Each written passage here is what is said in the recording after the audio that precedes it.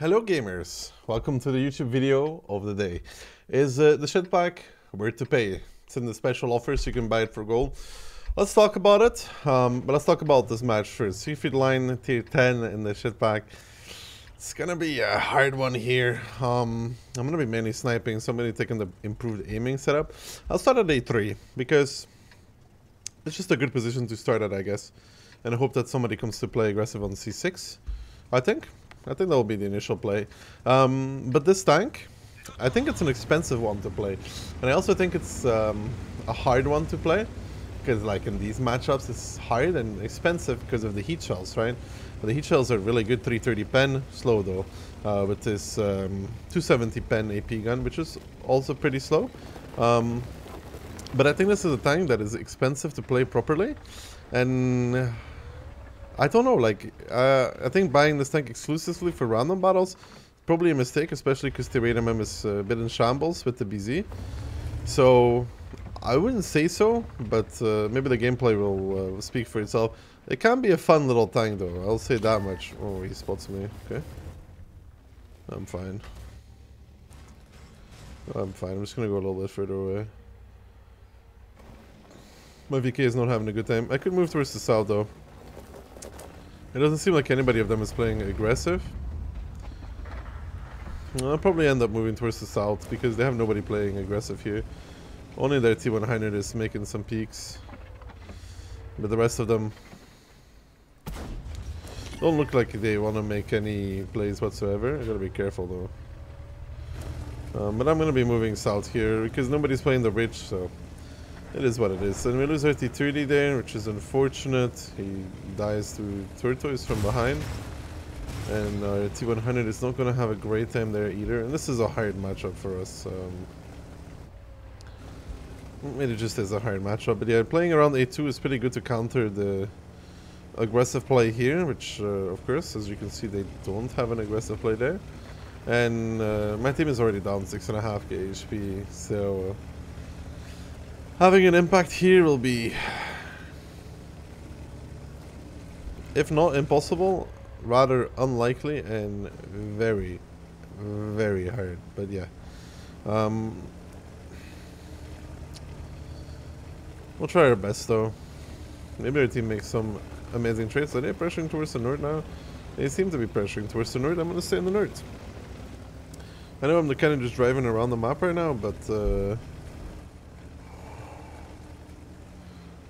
it is what it is. And maybe more people will join there. There's nothing spotted to shoot at in the south either way. I know I'm just kind of driving around like a tourist, but it is really what it is though. Centurion took a lot of damage for that. Alright, that's good for my team. And I'm hoping that they start peeking the T100 because that would be ideal for us, but that ain't looking that way either. Lanson though, playing the north now. I gotta be careful when I play this because of course the T100 could also push. But I'm gonna be going back to my initial position. Where I can not shoot the 30 because he's crossing over. But I will be able to shoot the Lanson if he decides to peek. He's getting countered though, TVP.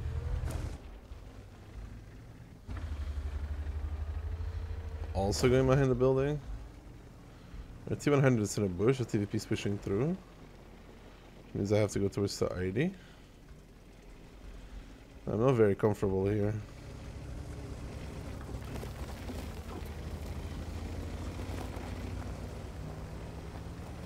I am actually a tourist right now in this game. Like a real tourist.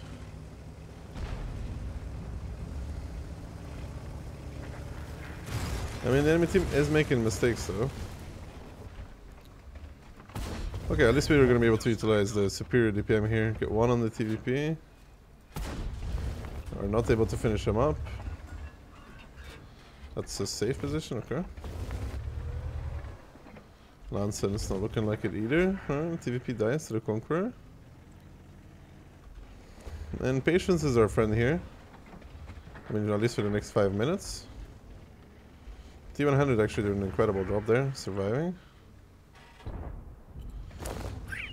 It is hard to find something here, and it's like also a little bit of a downside of a TD like this is that it performs admirably well from the red line. It's really hard to play this tank aggressive and do something with it if it's not near impossible. Stand behind a wall. Could shoot this one though. Bounce on him. Udes. Put it on him. And the good thing about this tank is it's well, let's call it superior DPM, because it does shoot extremely rapidly. But it does have syndrome of missing when not fully in. I need a T10 to go back, man. Thank you.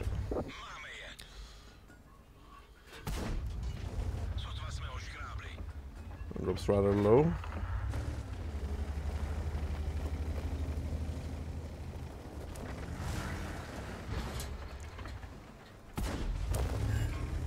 That one, I don't know where it goes. Be careful shooting at this. Oh, got a good shell against him. It will be pretty useful here.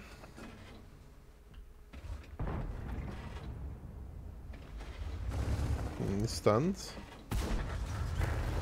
T100 is gaming. T100 is actually gaming. It's time to push up again. Everything is spotted. All the tanks are in the forest, and my team somehow came back in this one. I'm not gonna have a good game whatsoever, because the MM was not really favoring me. Yeah. TDs that play closer to the red line are not really my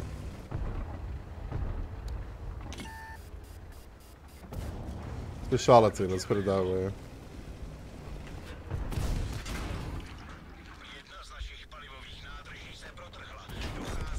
That wasn't the greatest shot I've ever done. Hoping to get like a few more shots in this though. Like 2-3, maybe nice. Because we don't want to trade against a nice 3A. But yeah, the problem with this tank for me, like tier 8, like it's a really good frontline tank ammo. But like at tier 8, meeting tier 10s on this tank is just not really fun, I would say. Because like you really just like a really just a redline sniper. Well, I mean, I'll get a decent performance out of this though. It's definitely not great though. Like, I mean, I get 2.2. You know what? Then blinds. It's a hard game. It is just a hard game. It always is a hard game on this. Because I'm playing against tier 10. Yeah, this tank now with BC at tier 8, with tier 9s, with tier 10s, with the tanks I played against, I think this tank can be really, really good, but you need long, drawn-out games where you actually get a lot of shots, which are not that common. And to play this properly, it's also very expensive, because it's heat-intensive, really, because of the amazing pen you get in heat, which all of this adds into a tank that can have extremely good games if you get to farm, and extremely bad games if that doesn't happen. If this is something that is worth your in-game gold, it's up to you to decide. I personally wouldn't, unless you're like a real TD enjoyer, buy this, unless I was thinking about playing it in frontline. However, now we get an MM where we could actually play aggressive. We're gonna be playing HP Turbo. We're playing HP Turbo Rammer. Because it's tier 6. A lot of TDs though, but yeah, we can definitely play towards the hill here. And then hope that we have a light I can spot from it. We're gonna try it. This could be something. This looks like really good MM for us. If we don't get hit by the RD, of course. Yeah, like I talked about that, I think this tank is just like, for most players, it is extremely hard to play. And will not be performing that well, and also it's just expensive. But if you really want to play it properly, you use these 330 heat shells quite a lot. And unlike the BZ, where if you fire one of your premium shells, you do 800, you need to fire like 4 of them here to like even that out, which is, like I said, just expensive. I think this is a good credit maker in frontline. I don't think it's that good of a credit maker in random. So, however, I catch a little 274 here, who has quite a bit of tanks following up. This is interesting. Followed by a Wheezy 120 and a nice 5. My team's behind the corner, which means you have to run away. I tell you that you have a choice, but you simply do not have a choice. You're forced to drop off from the hill. You go through this way, just wait here until you're despotted, and then you can go do something. Sadly, we didn't have a team that committed, so the result of this is running away. You don't never sit on the hill just to die there. It's really pointless. Now my 50 TP is re-pushing now, which is a bit interesting timing, because it's a bit too late, I think. I mean, it's a shame we couldn't play the hill further, but, you know, at least they lost one of their lights in the middle. Could be going towards the north now. That's what I should be watching, so all there is a T-3485. Rest of the TD is probably pretty defensive back in the base. Scorpion in the middle. No shot on him though. No shot on the Italian TD. That bounces.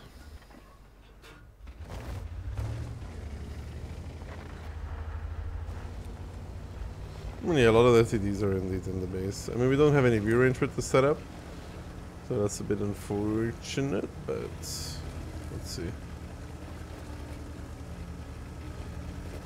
I'm going all the way north. Perhaps find myself a T-3485 with a bit of luck. And most of the TDs are spotted now.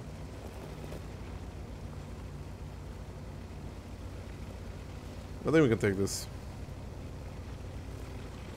I wouldn't see why it's not possible. They have somebody on the cap though.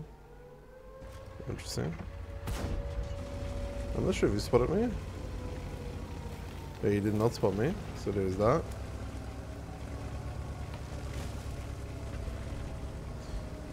I'm gonna be going wide here. Probably could even pen him at H3. But that is the strength of this tank though, the H3 shells. 100 pen, 420 alpha. If you do get to shoot at squishy targets, like the Super Hellcat, it's amazing. Like, I'm gonna be honest about that. It is just so nice to shoot H3 on this thing. It like really slaps people left, right, and center. And it's the main highlight if you actually get to utilize it. That one missed as well. Interesting. Okay, well, what can I say? Sometimes RNG does not want you to hit. And that was one of those moments. RNG didn't want us to hit, and we didn't hit. So, what can you do about it? I had a nice bet into the T-20 Proto. Gotta go back now. Don't want to continue trading against the T-28. It's not on my bingo card for the year to trade against the T-28. Let's split some blinds towards the Scorpion. Miss. Miss. Miss. Miss.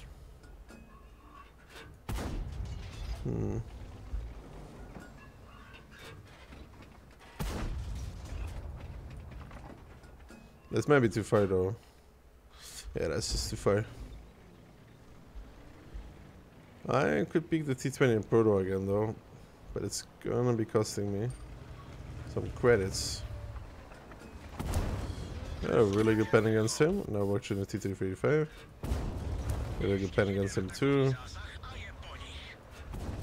I think he's angry. He looks angry.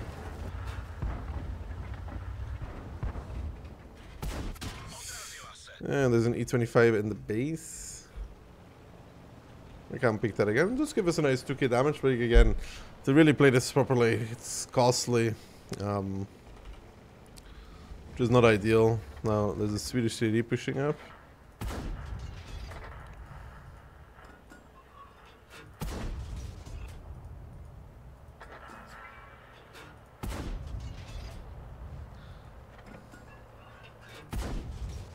That one hit though. That one also hit. That one also hit. I mean, those are no longer hitting, no?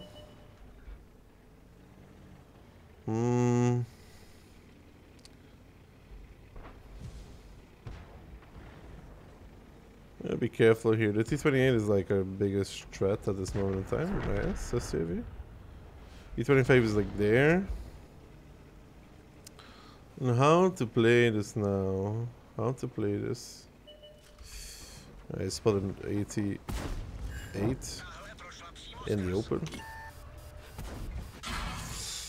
And the Scorpion is still in the previous position. Bit unfortunate for us.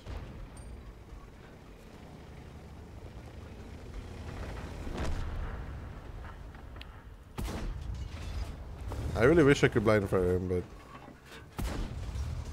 it doesn't seem to be happening.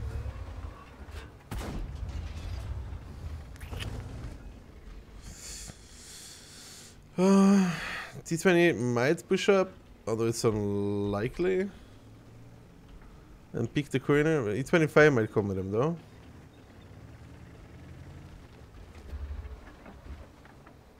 It's unlikely. Maybe it's not unlikely. I go closer to the rock here to hide from the RD, which apparently isn't a thing. Because he's on the hill. Which is pretty interesting to me. Nice. Well, now I'm hiding from the RD at least. I'm having a pretty decent game. However, it's not gonna be a very cheap game, to put it that way. And that's a different story by itself.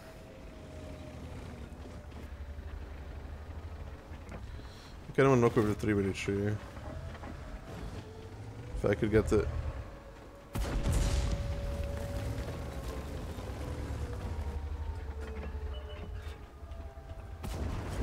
We got a good kill on him there, but that's very risky. Be careful on the E-25 repushing the north now. I'm gonna dodge some more RD shells here. Nice rolling onto the AT though, for my 250 Alpha.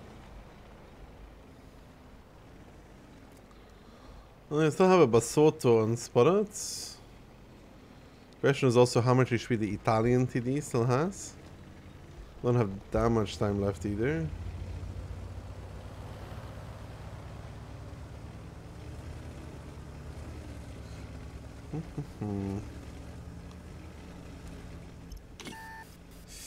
Since I got spotted, that means there might be somebody there. Like there or there. Most likely there. M44 tries for that, but no cigar for him.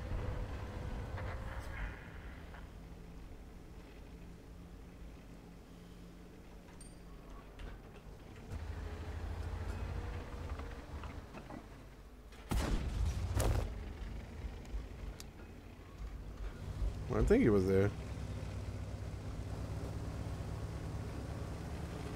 At least Pershing's a one shot, but he's gonna 1v1 the Basotto though. I assume he 1v1s the Basotto because he's a Pershing and that's a tier 6 he's playing against.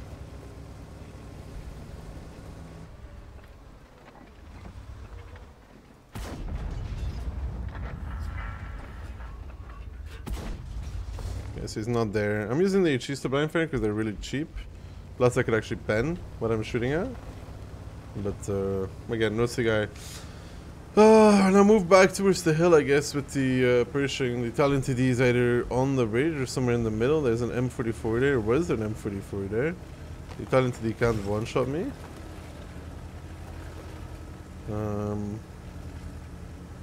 In-game chat during Christmas period is always interesting.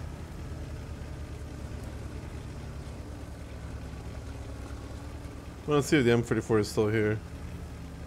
I have a 1 second intuition, so I can just intuition to H3 and one tap the RD. But I do want to take back the hill here if I want to potentially win the game. I'm gonna check here. M34 is probably running away. I could check the top of the hill, but no, he's not. Find myself a nice little M34, transition back to heat now. Gotta check the top of the hill. Was that 2 marks by the way on the M34? I'm not too sure, but I think it was. Let's see.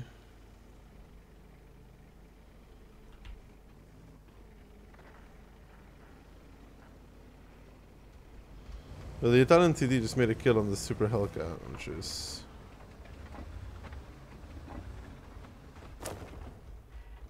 interesting as well.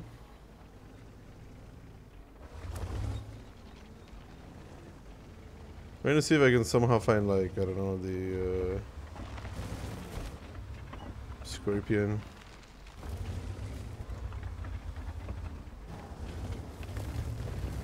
Without dying.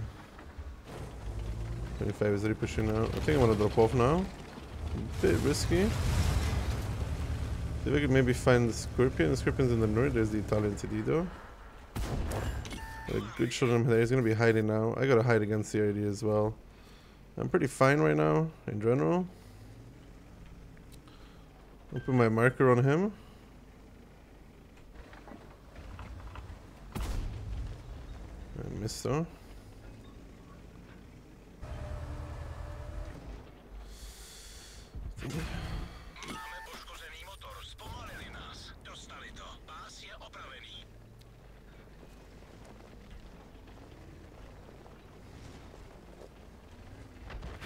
And he actually kills me. I might have still be spotted E24 behind us. Not a bad game on the Shptk, but I think this really highlights the tank by itself. And, you know, like I said, is it worth it? It can have really, really good games because DPM is crazy, the HE is nice. Downsets of the tank, the MM it plays against, how heat intensive it is. Is this a tank that fits your playstyle? Maybe. I hope this video guided you a little bit in towards the decision making of it.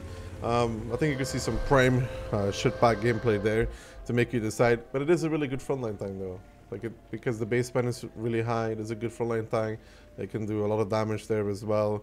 It can always play on range. So there is that. As always, gamers, I hope you enjoyed this video on the Shptk. I'm going to quickly show you the equipment setups that I used. And then I'm going to head out to play some 260 no gold and hopefully make it today. But that will be another story. So let's see. For equipment, I used the turbo optics rammer setup on one, and on the other one I used turbo HP rammer, just more aggressive setup. Field mode's pretty simple. I use the suspension durability, aiming circle size, and then I use the extra view range. And yeah, I hope that helps you in your decision whether you want to buy a Shptk or not. And I hope to see you guys all in the very next one. Thank you for watching. See you guys soon. Peace.